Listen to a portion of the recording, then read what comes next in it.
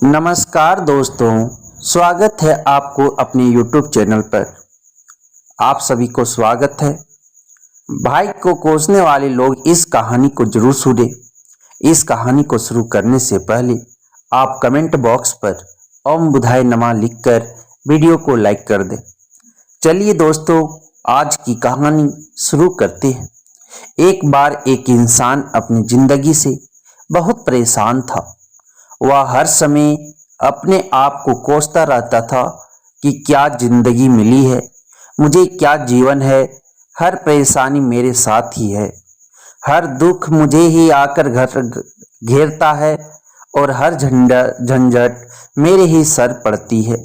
एक दिन इसी तरह अपने आप को बैठा हुआ कोस रहा था कि क्या नसीब है, मेरा क्या किस्मत है, मेरी क्या जिंदगी है, मेरी क्या किस्मत है, मेरी क्या जिंदगी है, मेरी की। तभी अचानक एक बाज अपने शिकार को पंजे में दबाए हुए एक पेड़ पर आकर बैठ जाता है और वहीं पर अपने उस शिकार को खाने लग जाता है।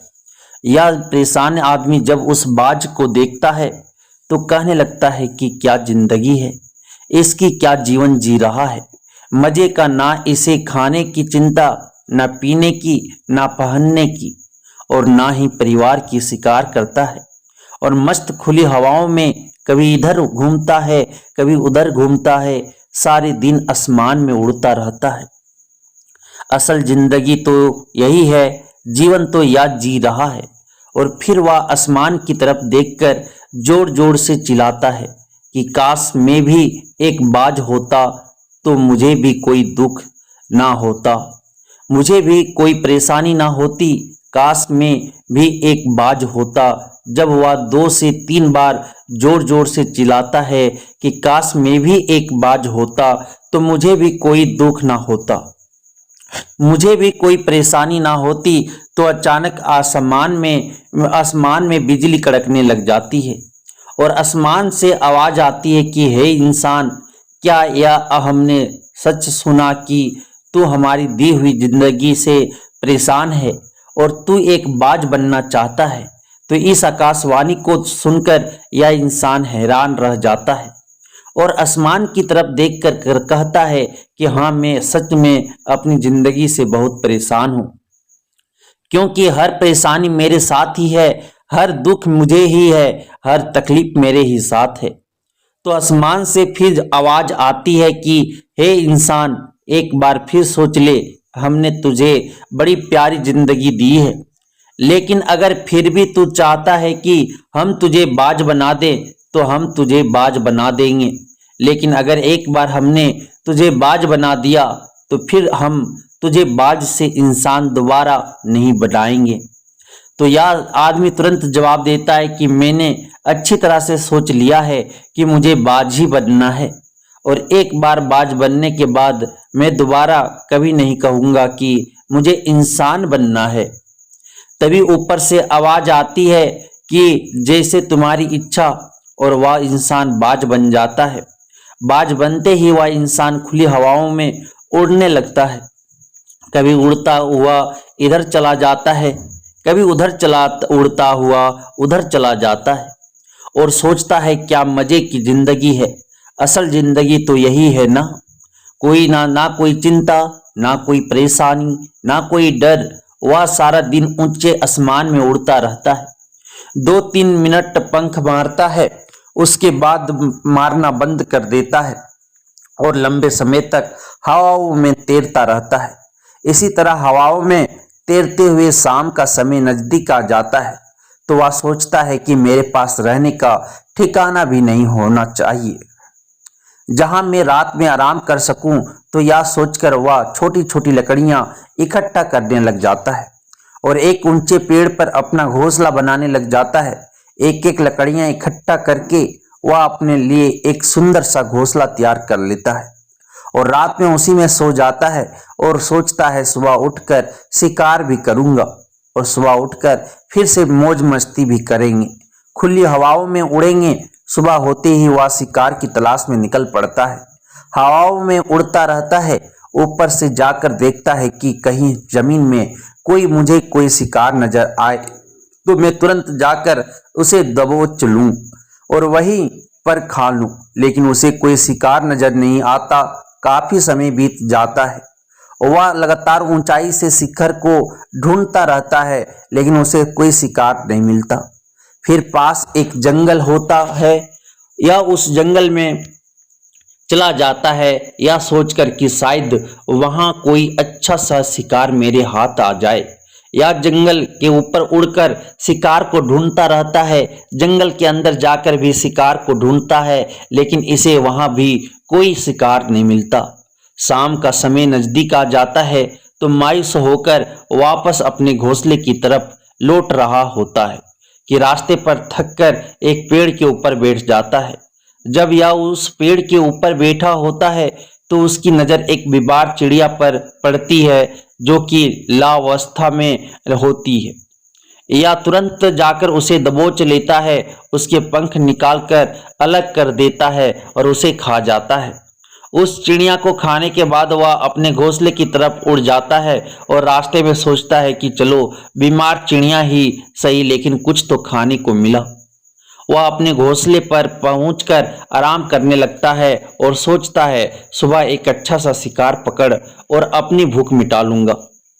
जैसे ही सुबह का प्रकाश होता है या निकल पड़ता है, अपने शिकार की तलाश में हवा में उड़ता रहता है, लेकिन आज फिर कोई शिकार इसके हाथ नहीं आता। काफी समय बीत जाता है, या ऊंचाइयों पर जाकर अपनी तेज नजरों से शिकार को ढूंढने की पूरी कोशिश करता है, लेकिन इसे कोई भी शिकार नजर नहीं आता। फिर यह पास के उस जंगल की तरफ चला जाता है, लेकिन इसे वहां भी कोई शिकार नहीं मिलता।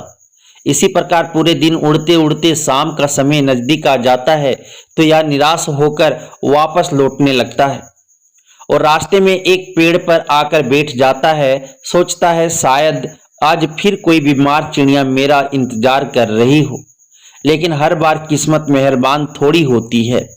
आज इसे कोई बीमार चिड़िया नहीं मिलती। या थक हार कर वापस अपने घोंसले की तरफ चल पड़ता है और घोंसले पर पहुंचकर भूखा प्यासा ही सो जाता है और सोचता है कल सुबह एक बड़ा सा शिकार पकड़ूंगा और आज की भूख भी मिटा लूंगा। रात को अपने घोंसले में सोया होता है, गहरी नींद में होता है कि तभी एक भयानक तूफान आता है। इस तूफान की हवा इतनी तेज होती है कि इसके घोंसले को उड़ाकर एक जगह फेंक देता है और वो कहीं दूर दूसरी जगह फेंके जाते हैं। तो यह जहां पर गिरता है वहां नीचे एक नोकदार लकड़ी पड़ी हुई होती है जो इसके पंजे में गड़ जाती है, इसे बुरी तरह घायल कर देती है। तूफान के रुकने के बाद बारिश शुरू हो जाती है। तेज बारिश होती ही रहती है, पर यह किसी तरह से पेड़ों के नीचे छुप कर बैठा रहता है। बड़ी मुश्किल से इसकी रात कटती है। जब सुबह होती है तो बारिश रुक जाती है। बारिश के रुकते ही चारों तरफ खुशियां छा जाती है, चारों तरफ हरियाली छा जाती है, नदियां और झरने तेजी से बहने लगते हैं। सब कुछ फिर पहले के जैसा हो जाता है, लेकिन यह बाज अब पहले के जैसा नहीं रहा। इसका पांव बुरी तरह घायल हो चुका है। इसके पंजे में जो लकड़ी लगी थी उसकी वजह से इसका पंजा पूरी तरह छत विक्षत हो गया है। और मैं आपको बता दूं कि बाज को जो पंजा होता है वह उसके शिकार को पकड़ने के लिए सबसे जरूरी होता है, क्योंकि बाज अपने पंजों से ही अपने शिकार को पकड़ता है, दबोचता है और फिर अपनी चोंच के माध्यम से नोच नोच कर खाता है। लेकिन अब इस बाज का पंजा बुरी तरह से घायल हो चुका था और वह पिछले 2 दिनों से भूखा भी था। या शिकार की खोज में थोड़ा सा उड़ता है कि शायद फिर कहीं कोई बीमार चिड़िया इसे मिल जाए, लेकिन कहाँ बार बार कोई बीमार चिड़िया मिलने वाली थी। वह कुछ देर तक उड़ता है, लेकिन फिर भूख और दर्द के मारे थक कर एक पेड़ पर आकर बैठ जाता है। वह पेड़ पर आकर बैठ तो जाता है, लेकिन उसे पता नहीं था कि यहाँ एक और मुसीबत उसका इंतजार कर रही है। और वह मुसीबत यह थी कि 8-10 कौओं का एक झुंड मिलकर इसे परेशान करने लग जाते हैं। इसके ऊपर आकर इसके घाव में चोंच मारने लग जाते हैं। उन्हें भी पता चल जाता है कि यह बाज घायल है और भूख की वजह से कमजोर भी है। यह बाज उनसे बचने के लिए थोड़ा सा उड़ता है और फिर जाकर बैठ जाता है। उनसे पीछा छुड़ाने का प्रयास करता है, लेकिन वह फिर इसके पीछे आ जाते हैं तो या फिर उड़कर थोड़ी दूर चला जाता है, लेकिन वह इसका पीछा नहीं छोड़ते और बार बार इसके पास आकर इसे परेशान करते हैं। कौवे अक्सर बाज के साथ ऐसा करते हैं, लेकिन फिर बाज भी उनके साथ एक खेल खेलता है। जब कौवा का झुंड बाज को परेशान करता है और उनका पीछा नहीं छोड़ता तो बाज हवा में सीधी उड़ान भरने लग जाता है। वह तेजी से सीधा ऊपर की ओर उड़ने लग जाता है। कौवे भी उसके पीछे उड़ते हैं, लेकिन कुछ देर तक उड़ने के बाद कौवे ऐसी ऊंचाई पर पहुंच जाते हैं जहां पर उन्हें ठीक से ऑक्सीजन मिलनी बंद हो जाती है। उनका दम घुटने लग जाता है, उनकी सांस रुकने लग जाती है, तो फिर वह वहां से ऊपर नहीं जा पाते। पर क्योंकि बाज तो बादलों से भी ऊपर उड़ सकता है, इसीलिए वह तो ऊपर चला जाता है, लेकिन कौवे वहां से ऊपर नहीं जा पाते और वो नीचे आने लगते हैं। तो इस तरीके से बाज उनसे अपना पीछा छुड़ा लेता है, लेकिन ऐसा करने के लिए, इतनी ऊंची उड़ान भरने के लिए इस बाज के पास उतनी ताकत नहीं थी, क्योंकि यह भूखा भी था और घायल भी था। तो यह उड़ता और थोड़ी सी दूर जाकर बैठ जाता और कौवे फिर आकर इसे परेशान करने लग जाते थे। इसी तरह भूख और घायल हालत में एक दिन गुजर जाता है, दूसरा दिन गुजर जाता है, तीसरा दिन गुजर जाता है, लेकिन इस बार की हालत में कोई सुधार नहीं हो रहा था। वह बद से बदतर होती जा रही थी। चौथे दिन जब यह बिल्कुल खत्म होने पर आ जाता है, इसके अंदर बिल्कुल ताकत नहीं बचती और इसका शरीर इसका साथ छोड़ने लगता है, तो यह किसी तरीके से उड़कर पास ही इंसानों की एक हॉस्पिटल होती है, उसकी छत पर आकर बैठ जाता है और वहां से आने जाने वाले मरीजों को देखता है और अपने आप से कहता है कि काश आज मैं एक इंसान होता तो ऐसे छोटे मोटे जख्मों का हॉस्पिटल से इलाज करवा लेता, या किसी को बता देता कि मैं भूखा हूँ, परेशान हूँ, मेरे साथ यह परेशानी है। लेकिन आज मैं एक वैसा बेजुबान परिंदा हूँ जो किसी से कुछ नहीं कह सकता, किसी को अपना दुख नहीं बता सकता, किसी से कोई मदद नहीं मांग सकता। यही बात सोचकर वह उसी छत पे अपना दम तोड़ देता है। वह अपनी जान की कुर्बानी तो दे जाता है, लेकिन साथ हमें यह सीख भी दे जाता है कि आपको जैसा बनाया गया है, आप जैसे भी हो उसी में खुश रहो और उसी में बेहतर करने की कोशिश करते रहो, ना कि इस बात से परेशान रहो कि काश मैं ऐसा होता, काश मैं वैसा होता, काश मैं या बन जाऊं। आपको जैसा भी बनाया गया है, आप उसी में अपना सर्वश्रेष्ठ करने का प्रयास करते रहो। दोस्तों, यह कहानी तो काल्पनिक है, लेकिन हमें जीवन का एक बहुत ही महत्वपूर्ण नियम सिखा कर जाती है कि हमें जैसे भी है वे अच्छे हैं, बस हमें उसी में अपना सर्वश्रेष्ठ करने का प्रयास करते रहना चाहिए। धन्यवाद।